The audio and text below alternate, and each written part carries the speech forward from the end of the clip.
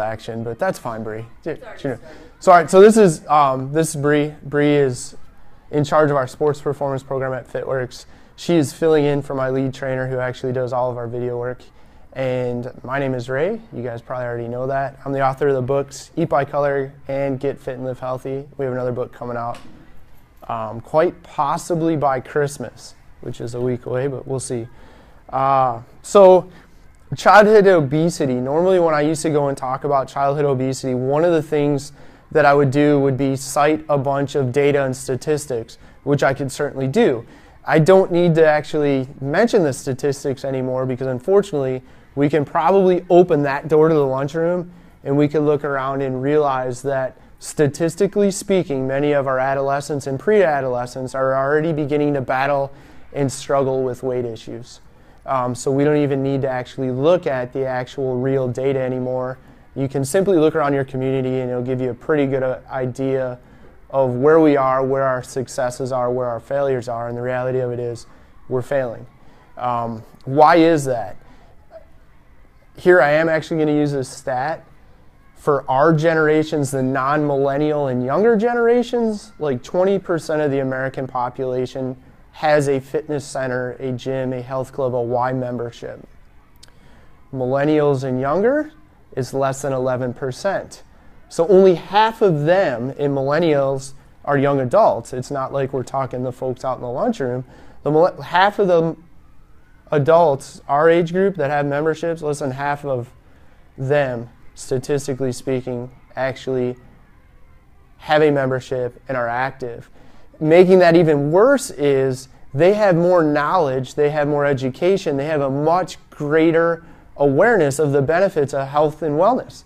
They get it. They've been hearing it on TV. They've been hearing it through federally mandated or state mandated programming in the schools. They've heard it in athletics. They're just not paying attention.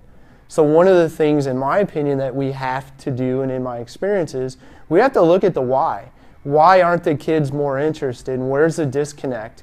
Why don't they want to make the better decision on food? A few years ago, we took the pop or the soda pop out of the cafeterias, out of the vending machines at schools, and we made a huge mistake, and in its place we put sports drinks and drink boxes and juice pouches and everything else that are loaded with just as much sugar.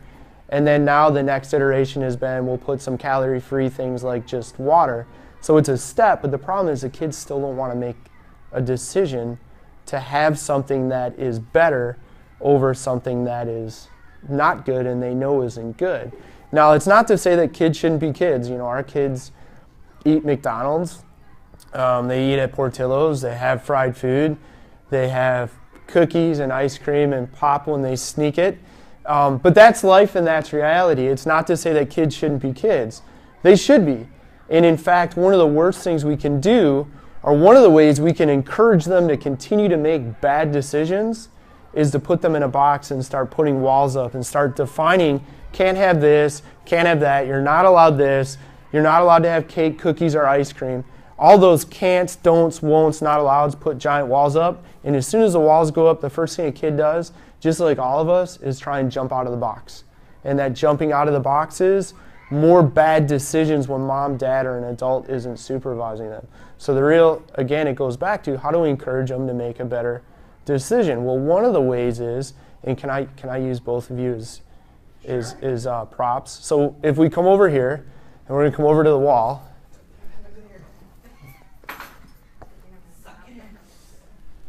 So, and all I'm going to have you guys do is stand and put your hand up by the wall. So if we're going to play a game, and I'll have you do the same thing, reach as high as you can. If we're going to play a game, and the game is going to be, you got to reach the row of blocks up at the top of the ceiling, and you can't jump and you can't stand anything. Does that look like a fun game? Would you guys want to keep playing that game if there's no way you're ever going to touch the top row of blocks? No, I don't want to play anymore. No, you don't want to play anymore. All right, you guys can grab a seat. So one of the things that happens, and this is kind of where I was as a kid, I was always the husky kid, I was always the chubby kid, I was always the pot-bellied kid, or any number of names that coaches, parents, teammates, the older kids down the street would use to describe me.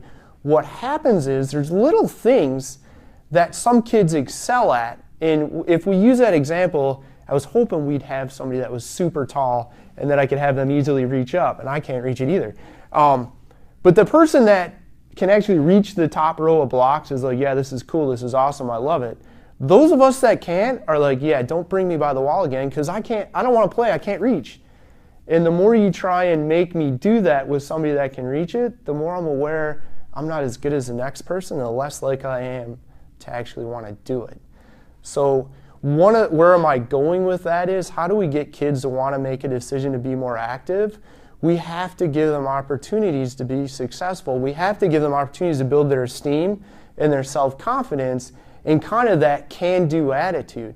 I was going to wear my Star Wars Yoda shirt that we just had made for the health club today because, there is no try.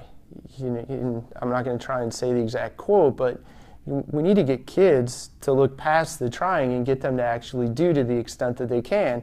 If we look at athletics, and we are fortunate enough to have 2 collegiate athletes here, you and you, so I'll ask both of you, when you played volleyball, how much attention did you get from your coaches? A lot. Bree, what was your average when you graduated for softball? From high school? College. 330. So that's pretty good. And how much attention did you get from the coaches? Enough, quite a bit. So would you say you got more attention than some of the other athletes? Yes. Yes. So what normally happens is, great, we're going to get kids active by encouraging athletics. Well, what happens in the typical athletic environment, the kid, if the game has reached the top row of blocks, the athlete, the kid, the child, the pre-adolescent that can reach the top row is going to get all of the coach's attention. And the 2 that can't reach the second from the top row of blocks are like, Coach, I'm over here. And pretty soon you realize not only do you get no attention from the coaches, but your teammates know you can't even touch the second row of blocks. So the last thing they want is you coming over to try and touch blocks. And you begin to become more aware of that. So the next thing that I believe we can do better is start teaching the kids the little things so that they have the confidence, they're comfortable trying and actually doing. They expect to fail. They're comfortable with the idea that they may not always get it perfect, but they believe they can actually do it too. And I'm not saying that everybody should get a trophy. I think participation trophies are stupid. And we use words like stupid, and I'm all right with that. But what I think we should do is encourage the kids to be good to the extent that they can, make sure that as leaders, parents, coaches, teachers, we're spending some time encouraging all of the kids. And sometimes in the world of athletics, it's teaching them to do the little things well, and it starts with running, jumping, and changing direction. And a lot of times in at least organized athletics, the good kids just do that stuff well, and the ones that don't do it very well never learn the basics. And I'm still a good example of that. And it looks like one of my children, and my wife will attest, she's like a silverback gorilla when she runs, and that's how I ran. I was like a bull in a china shop because my running mechanics were, I was fighting myself to move. So step back as a teacher, a leader, a coach, spend some time with those athletes that aren't the stars, find a way to get them up to the top row of blocks, or maybe get them off of that game, find a game that they have some predisposition to, and help them get better at their strong suits, and encourage them to do that. And one of the things that in 2015 is nice, it's not just football, baseball, basketball, volleyball, softball anymore. Now there's a lot more activities to at least get kids active. There's bowling, which that's not very active. Well, if you compare doing nothing to bowling, bowling's active, and guess what? It's something they can do the rest of their life. And then maybe we can teach and show that it's bowling, but did you know that if you improve your balance, your stability, your hand-eye coordination, you will be a better bowler? Oh, really? So maybe I should exercise.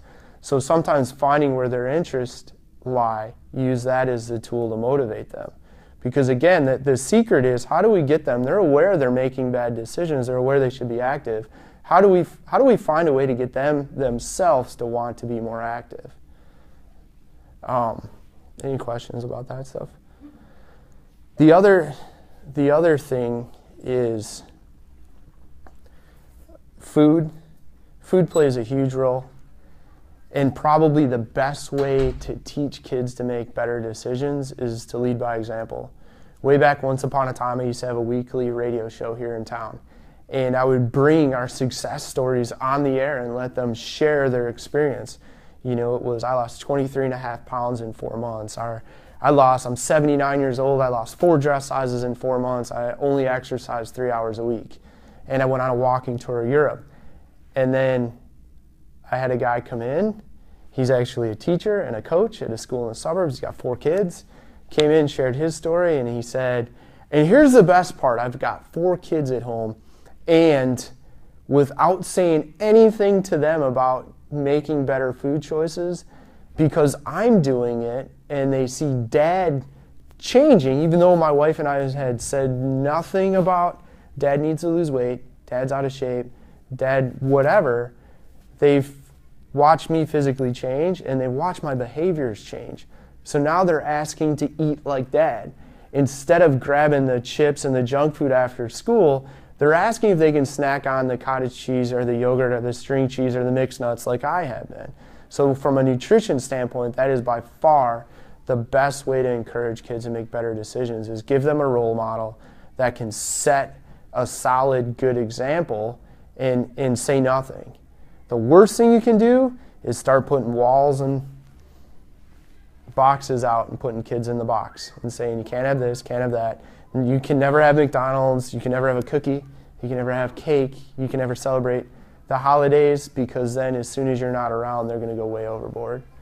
So that's probably the biggest secret in terms of food, is just adults have to set the example. And there's a ton of misinformation out there. There's diets don't work, kids shouldn't be on diets. Balance, although I don't really like the balance word, balance works, but we sometimes have to define balance. What does that mean? Lots of protein, lots of higher fiber, traditional starches, complex carbs, lots of vegetables, the occasional fruit, and leave it at that. And then marry that with activity, and the activity needs to be something that they're at least a little bit good at and that they can see themselves getting better, not something where I'm never going to reach the top row of blocks and you keep putting me up in front of a group of people and pointing out the fact I can't reach the top row of blocks. So now what do you guys want to know?